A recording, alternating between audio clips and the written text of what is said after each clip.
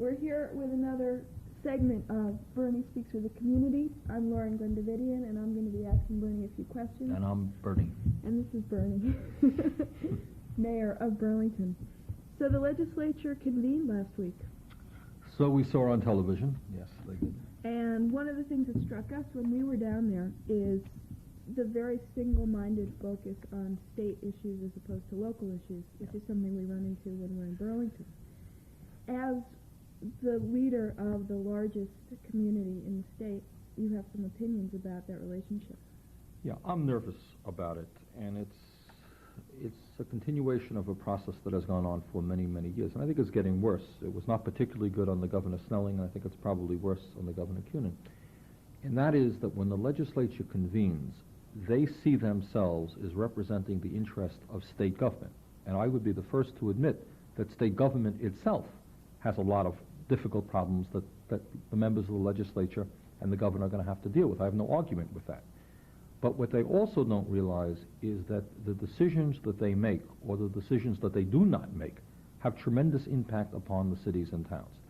And over, I think if there's been one point that I've been trying to make for the last many, many years, is despite all the myths about Vermont being a state which has grassroots democracy in town meetings, most of that is really mythology.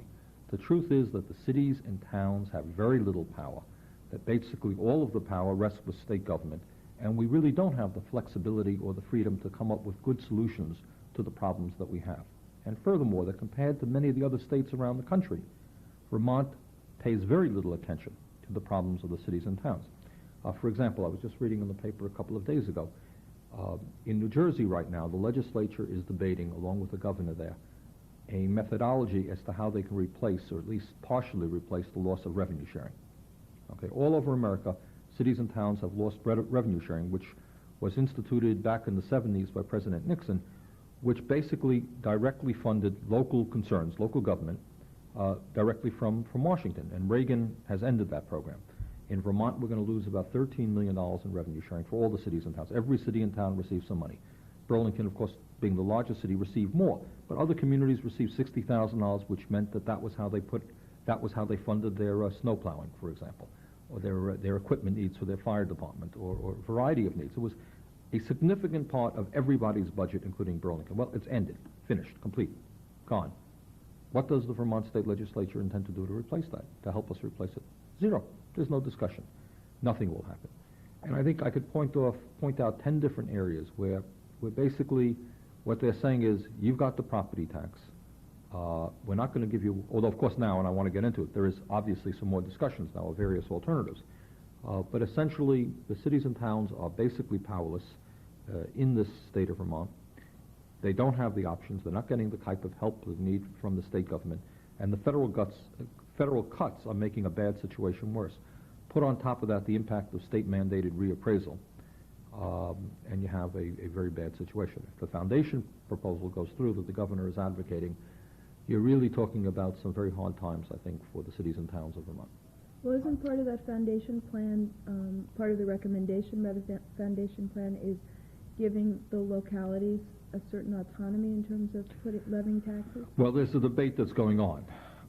First of all, I can go on, and believe me, in the next couple of months, I will be going on in trying to fight the foundation plan, because it's a disaster in terms of, for local taxpayers here in Burlington and many other communities, our taxes are going to go up substantially, despite the fact that we are not a wealthy community. One of the really frustrating aspects of this whole discussion is the governor, in her wisdom, has already decided that certain communities are quote-unquote wealthy, and that's a nonsensical approach.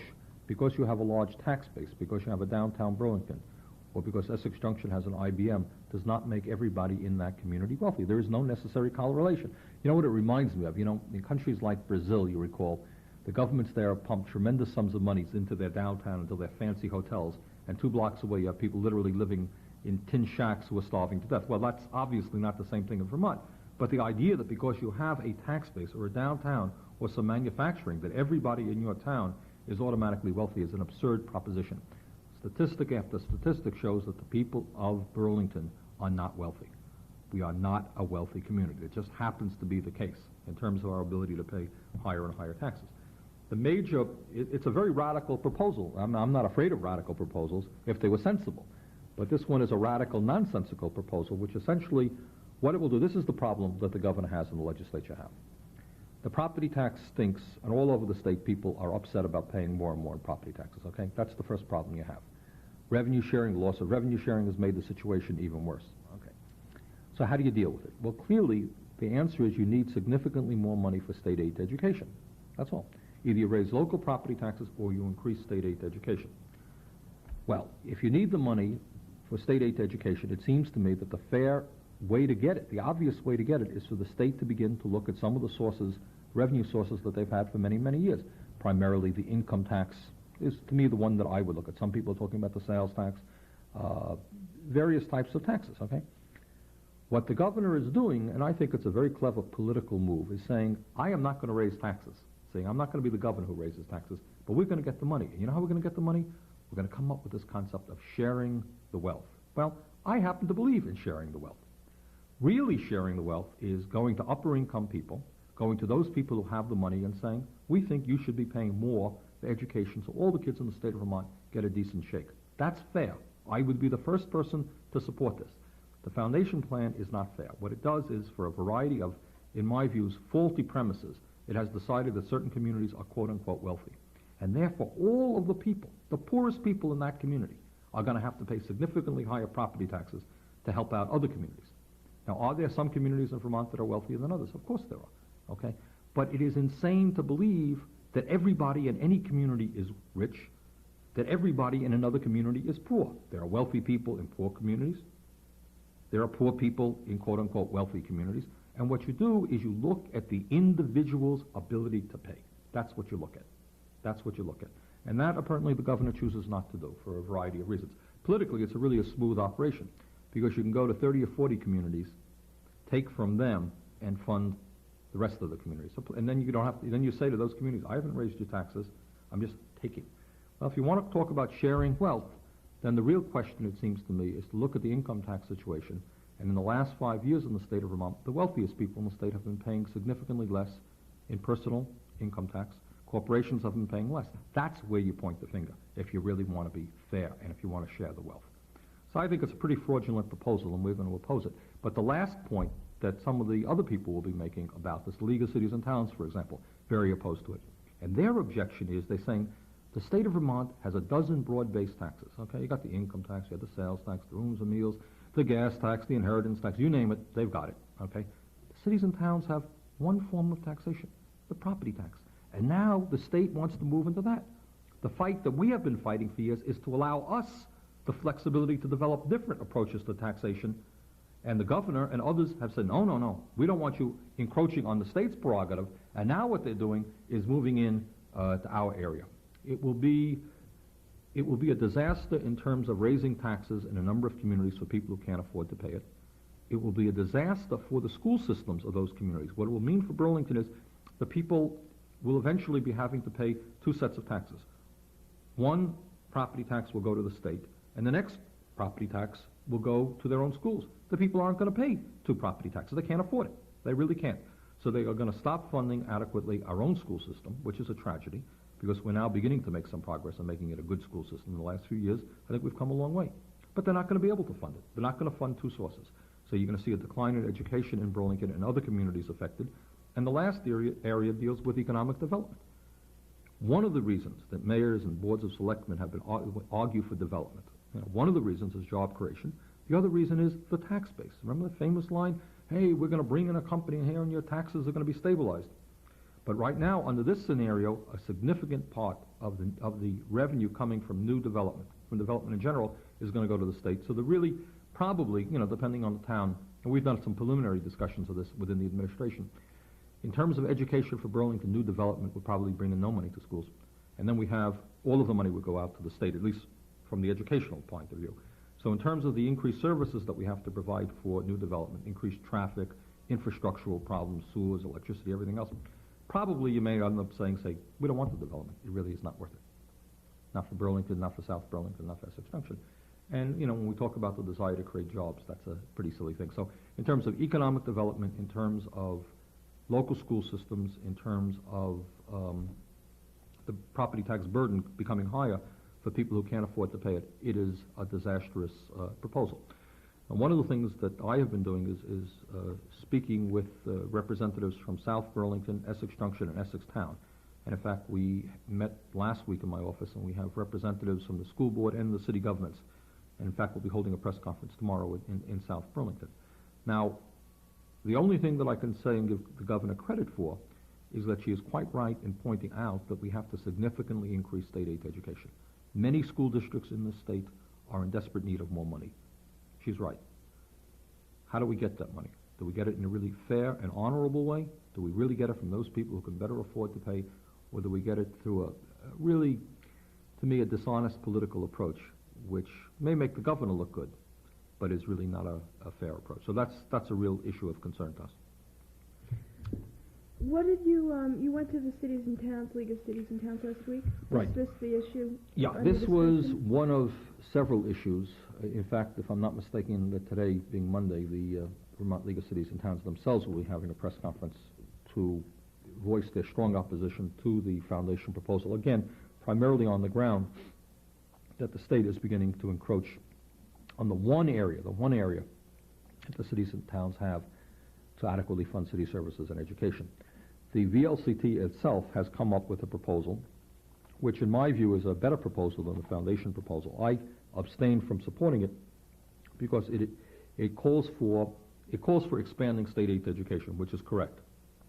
Their approach was to do away with the exemptions in the sales taxes, which exist in a number of areas, such as wine, I think liquor, and soda was one. And I don't know. I think we can do better. You know, who buys soda? Your average people go out. You know, we all go out and buy a six-pack of Pepsi-Cola, and I don't know that we want to increase taxes in that area. My own feeling, we'll be coming up with something specific, is the way to go is with the progressive income tax in the state of Vermont, progressive corporate tax. Let's get those people who can afford to pay more, and many of those people have been paying less under Reagan in the last 5 years because the Vermont tax system is coupled with the federal system. So. Okay. So there are different responses all around the state to Madeline's or the foundation proposal. There are, and the opposition is going to come from a number of different areas. The conservatives will argue correctly. I'm not a conservative, but their point is well taken, is that if you believe in local control, this is a giant step forward of the state encroachment on local control. The business community will argue that if you want to stimulate economic development, you don't go into a community and say, we're going to take out a significant part of your new taxes and send it to Montpelier. Why should a community want economic development? And that's the argument you'll be hearing from many people. From my point of view, from what I consider to be the radical or the progressive point of view, we will argue that we do need to increase state aid to education.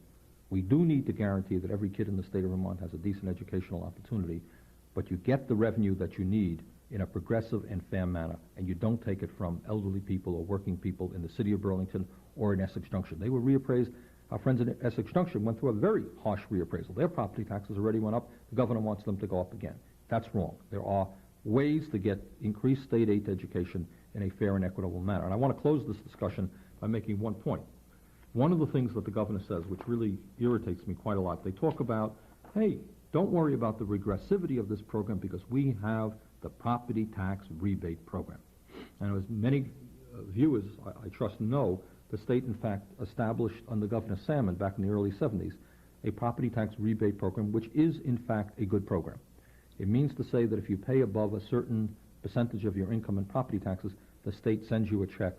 They've recently expanded it, and the maximum you can get, if you're a low-income person paying high property taxes, you can get $750 back.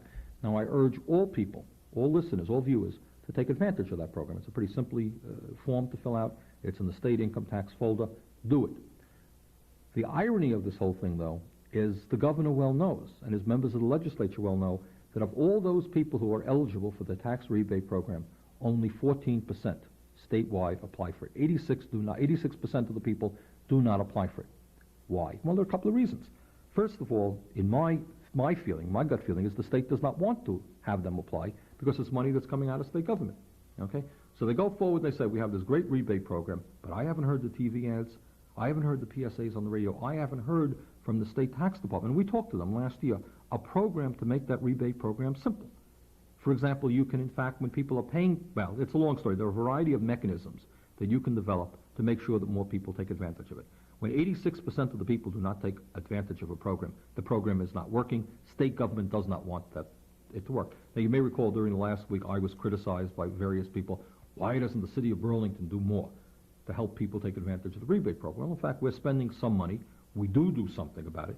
But here you, and we should, but here you have a statewide program where the state is administering the program. It is the state's program. It is rather absurd that the state is not spending what would amount to small dollars to encourage people to take advantage of the program. The bottom line is I think the state doesn't want people to take advantage of the program because it retains the money, but it always has it there. You know, then when you argue against the program, they say, hey, don't worry, we have the rebate program, but you don't push the rebate program. You don't want people to, well, that's another story. So that's going to be a hell of a fight. And we're going to do our job to represent not only the people of Burlington, but low-income and working people and elderly people in general against higher property taxes. The way to solve the property tax crisis is not to raise property taxes in certain communities. Let's turn our attention to raising money in Burlington. You say there are two proposed bond issues. Now, you know, after having given the speech about the regressivity of the property tax, one of the, you know, the real tragedies and the things that really upset me very much is that I know that the property tax is a stupid tax, and I've been out knocking on lots and lots of doors, coming across many elderly people who are having a hard time paying their property taxes. So I'm placed as the mayor of the city, really, as they say, between the rock and the hard place. We have a problem in the city that I think has to be addressed, and that problem deals with police protection. And let me just touch on a few points here. For a start, in my view, the police department of the city of Burlington today is in better condition than it has been for many, many, many years. We have now virtually no vacancies at all, so we're at full manpower right now. I think maybe there's one vacancy, and we have people who are ready to jump right in. 5 years ago, you used to have a department with 15 or 20 vacancies. There were 15 or 20 spots that were unfilled. So no matter what your quota of police officers was, it didn't really matter because, you know, people were leaving right and left. We had 5 years ago, 6 years ago, before I became mayor, you used to have a 25% turnover rate, which was just unbelievable, okay? So we have come a long, long way. The department is much more stable. I think Chief Scully is doing an excellent job. I think the morale within the department is good. We're making progress. In addition to that, we have developed over the last couple of years a couple of programs which give added strength to the police department. The auxiliary police department is moving along very well. Its function is to enable our sworn police officers to be out on the street while some of the paperwork is done by people who are not sworn police officers. And that's working pretty well. We have, in the summertime, a parks patrol program where you're having young people affiliated with the police department out in the various parks in the city, and that's been working quite well. We have also been successful in getting some grants. The police department has done a good job, and the grants are coming in for domestic violence, neighborhood watch, and other community-type programs. That's moving well. What I will be proposing is an appropriation to bring back what we had a few years ago, which was a self-defense program for women. You might recall that. I was amazed, to be frank with you, about the tremendous response that program brought forth. I think we gave 2 separate classes over a period of time. A lot of interest in it. We'll want to work with the Women's Council to bring that one back. The major issue that we face, though, is the question of the expansion of the police force in general. We are now at 85 men and women, but that includes 10 people, I think, who are assigned directly at the airport. Okay, so that leaves us 75 for general city work. I think that given the growth of the population in the city, of the movement toward opening up the waterfront, which will bring people down to the waterfront, and I think the legitimate concern that many people in our city and throughout the state have regarding the incredible increase in violent crime, which no one can quite explain, but people are rightfully very concerned about that. I think we have to expand the police department. And during the last few weeks, and certainly before that, I've been talking with the Police Commission and Chief Scully, and what we think a reasonable program for the future would be to expand the police department by 20 new officers over a period of 5 years. Okay, and having said that, of course, the negative, the sad part about it is it's going to cost money. There's no way you do that without it costing taxpayers money. My feeling is that the people of Burlington want increased police protection, understand that it costs money. What we're working on now is some specifics. My guess is that we'll be asking for a property tax increase of between $300,000 and $400,000 this year, which will add, and again, we haven't finalized the numbers, probably 7 or 8 new police officers immediately as part of the 5-year program. They will also provide for cruises for the police officers, administrative support, When you expand the police department, you have other expenses. You have uniforms, you have need for cruisers, need for more equipment. So there's some, tangential expenses that go with the increase. But that's one issue that we're going to be bringing before the aldermen very shortly and ask for their support. And I hope and expect that on this issue we'll have tripartisan support. Let me just ask something that has less to do with money and more to do with reorganizing within the police department. One of the things that I've heard, particularly in the women's community, in response to violent crimes and particularly against women, is not so much that we need more police protection, but we need police protection that is focused on sex crimes or that kind of unit. Are there efforts underway to refine that kind of police protection? The answer is yes in both respects. I think we recognize that it is a very, very serious problem, and no one can argue about it. It's a frightening problem, and that we do have a section of the police department now that is dealing exclusively, to the best of my knowledge, with those problems, and I think it should be expanded. So that is an issue of great concern. Waterfront, is that another area? Yeah. In fact, if you're asking me in the next couple of months, two of the issues that we'll be focusing on, I would say the expansion of the police department is one, and waterfront development is the second. Let me explain a little bit what we have going there. We are making, I think, excellent progress in creating a people-oriented waterfront, which is our goal. The problem is that you have a waterfront, as all of our viewers know, which is extraordinarily beautiful. It's a wonderful resource. But also, for long and historical reasons, the waterfront as it now is, in Burlington at least, does not invite people down there. We don't have the public amenities. We don't have the activities which say to the people of our area, come on down. It's your waterfront, and for free, or for very little money, you can enjoy the beautiful resources. Now, in the summertime, of course, we have beautiful beaches. We have 3 beautiful beaches. But for a lot of other activities, we just don't have the kinds of amenities down there that we need. During the last year, we've been making some significant progress in a number of ways. Number one, I think the bicycle path is generally regarded as a real success. People are enjoying it immensely. What we intend to do is expand the use of the bicycle path, not only for summer activities or fall activities, but for winter activities as well, in making it into a cross-country ski area. Okay, we have given the Parks Department the authority to buy a skidoo and, I don't know what it is, some figure-majig behind it, which will basically plow down the bike path for good cross-country skiing. And so that's one area that we're moving. Second area is that we have expanded Perkins Pier, which I think people are delighted with. Thirdly, we have acquired the mobile oil property on the south end, which will be converted into a city beach. Fourthly, we have rezoned the waterfront, so we can now keep out the type of development that we don't want. So we are making some real progress within the last couple of years. What more needs to be done? Well, I think a lot needs to be done. And what, in fact, the Board of Aldermen will be talking about tonight, being Monday night, at a public hearing, a bond issue, which will allow the city the opportunity to improve the city-owned property on the waterfront. This has nothing to do with private development. Right now, we have a lot of city-owned waterfront, and we're not utilizing it as well as we should. What are some of the ideas that will be discussed? Number one is the expansion and completion of the bicycle path. That's number one. Number two, it is generally agreed upon that we need more boat access areas in Burlington. Now, Perkins Pier is well utilized. In the summertime, we need another spot, and that spot should be, we think, near Perkins Pier, but that's another boat access area. Number three, south of Perkins Pier, there's some potential beach area and recreational area that should be opened up to the people. We want to do that.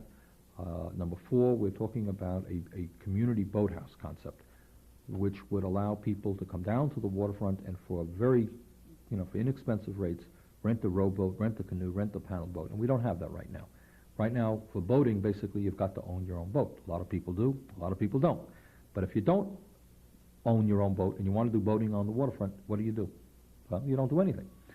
So I think we want to see that, a boathouse which can be used in the wintertime for a place for people to warm up, in the summertime for boating, and we're pretty excited about that. And there's some other monies appropriated to fix up some of the, clean up some of the other areas, city-owned areas along the waterfront. So it's an exciting proposal, the goal of which is to open up Burlington's waterfront to as great a degree as we can for the people. And at this point, it looks like the bond issue will be $2.5 million, which on one hand is not cheap, that's not nothing, but on the other hand, it is not an outrageously expensive sum of money if we're talking about the incredible resource that we have there. What happens when you do a bond issue? How does that work? Well, basically what it is, the difference between a tax increase and a bond issue is, if your taxes go up, that means every year you're paying a certain amount more for taxes. A bond issue is usually associated not with operating expenses. For example, within the police department, we're hiring new police officers. They become part of the operating budget. We need money. A bond issue goes to a capital improvement, which means not salaries, for example, but physical construction. And it's amortized over a period of years. So let's just say you take a $2.5 million bond issue, and you agree with the bond market to the bond banks to pay it back over a 10-year period. So that means you pay back $250,000 a year in terms of principal, and then you have your interest attached on top of that. So you're paying it back piecemeal over X number of years, 10 years, 20 years, and then it's paid off, and that's it. A tax increase, everything being equal, unless taxes are lowered, stays with you forever. So A bond is a loan? A bond is basically getting approval from the people to float a bond, to borrow money to borrow money, and the bond issue enables us to pay it back. and then people invest in the bond, don't Right. they? But then you have, then you have the whole phenomenon of the bond market where people, the city of Burlington is a tax-exempt institution, so there are people who invest in bonds, understanding that they're very secure and they're tax-exempt, so they don't have to pay taxes on the profits that they make off of bonds. Okay. But what we're doing here now, in terms of the bond issue, is we have now gotten the authority to do it. Obviously, the city does not have the right to go out. We can't simply go out and say we want to improve our waterfront. Gee, will you lend us $3 million without the banks understanding that we have gotten the approval of the people to repay that money. So what a bond issue, a general obligation bond, is that the faith and credit of the people of the city of Burlington is now behind paying back the bond. That's what all bonds are about. So who votes on that? The All the- people or the aldermen? Oh, no, all the people. The aldermen can vote to put it on the ballot. The people themselves have got to vote whether to approve it or not. So this will be on the March ballot, My hopefully? hope and expectation is that it will. Well, we have about 3 minutes, Ah. so you've got a couple more things you want to cover. Okay, just a couple of things. I hope that the people we've had this weekend a lot of snow. My impression is that the Public Works Department is working well, that they're doing a good job. We have new equipment, and my perception is that they're doing a pretty good job. If people are having concerns about the quality of snow plowing or street plowing or sidewalk plowing, please give me a ring at my office and we'll get to the Public Works Department. 658-9300. Right. The other issue is that I think you may recall, and I think we may have talked about it on one of these programs, is that a while back the Board of Aldermen passed a resolution urging the Public Service Department of the state to investigate the possibility of lowering New England Tel's rates. Well, last week the Public Service Department and the governor announced a proposed agreement with New England Tel, and interestingly enough, what will in fact happen is during the first year there will be a lowering of rates. It's a good step forward, and I think the governor and the Public Service Department deserve credit for the approach of sitting down with the phone company and engaging, not going through the farce of the Public Service Board, which to a large degree is really just a joke, but rather sitting down with them and negotiating hard. Now, what we have to investigate is whether in fact the state has gotten as good a deal as it can. I'm not sure that it has. There are a lot of factors that are going on with the phone company now. Their tax rates are going down as a result of federal tax reform. The kinds of rate of return that they're allowed by the Public Service Board is much too high. And in terms of their equity, in terms of their capitalization process, they're borrowing too much from the stock market and not enough from the bond market. So there are a number of factors which suggest the telephone rates can and should go down substantially. Under the proposal brought forth by the governor, there will be some decline the first year, and that's good. Be some stabilization afterwards. Whether it's as good a deal as we can legitimately expect remains to be seen. We'll be looking into that. Okay, so anything else? Minute? Yeah, about 500 things, but I think they'll probably survive for another week. Are you busy every day? Yeah. What time do you start working? Well, usually, Mondays are always a miserable day because you get up early and the Board of Aldermen doesn't end till 12. So today will probably be 16 hours, anyhow. That's a long day. Well, I'm glad someone's working as mayor. Thanks. Okay, thank you. This has been Bernie speaking with the community, and I'm Lauren Bendavidian. Good night until next week.